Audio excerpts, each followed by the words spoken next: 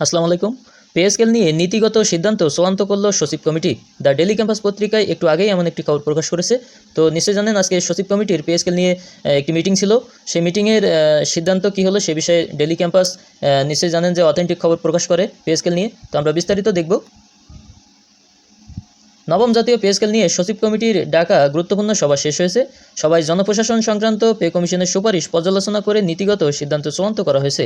তবে বেসিকের কত শতাংশ বেতন বৃদ্ধি পাচ্ছে সেটি তাৎক্ষণিকভাবে নিশ্চিত করা যায়নি।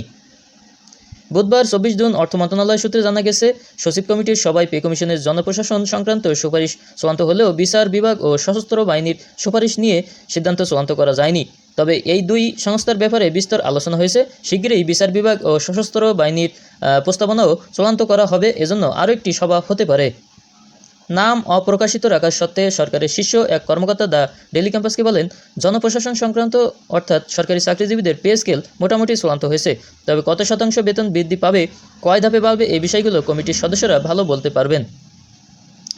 এলপিআর ভোগরত কর্মকর্তাদের ক্ষেত্রে পে স্কেল কার্যকর হবে কিনা এমন প্রশ্নের জবাবে ওই কর্মকর্তা আরও বলেন, হ্যাঁ, এলপিআর ভোগরত কর্মকর্তা কর্মচারীরাও নবম পে স্কেলের আওতায় আসবেন।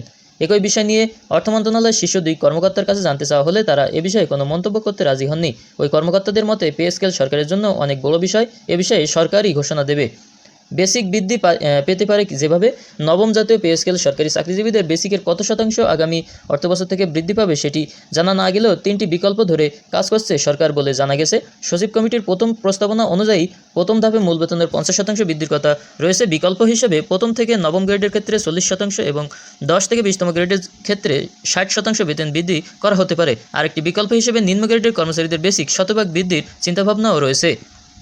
নাম অপ্রকাশিত রাখা সত্ত্বে অর্থ মন্ত্রণালয়ের এক কর্মকর্তা দ্য ডেইলি ক্যাম্পাসকে বলেন, বেসিক নিয়ে একাধিক বিকল্প রয়েছে।